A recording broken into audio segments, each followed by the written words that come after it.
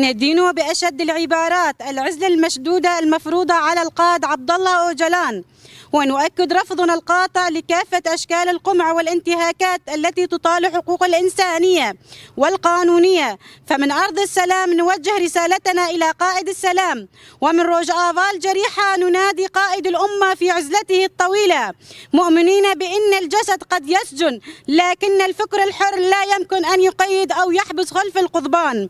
لقد تخطى صوت القائد عبد الله أوجلان جدران السجود، واخترع صوار العزلة ليصل بفكرته وفلسفته إلى شعوب العالم كافة، حاملا قيم الحرية والديمقراطية والسلام. وأثبتت تجربته النضالية أن السجون لا تطفأ نور الحقيقة، بل تحولها إلى مدرسة في الصمود ومركز إشعاع لفهم الحرية وصياغتها وتقديمها للإنسانية جمعاء.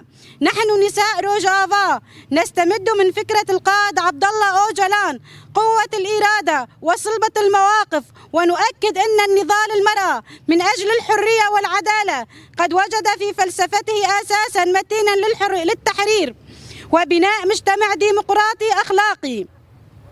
ومن هذا المنطلق نطلب بشكل واضح وصريح بإطلاق سراحه ورفع العزلة عنه وفتح نافذة النور أمامه من جديد، بما يتيح عودة الحوار واستكمال مسار السلام الحقيقي والعدالة.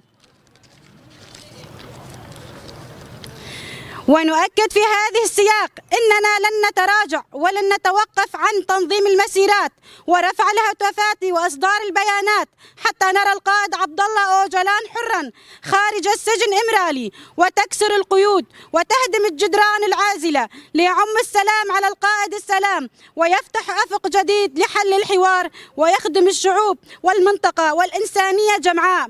بسروك جيان نابه، بسروك جيان نابه.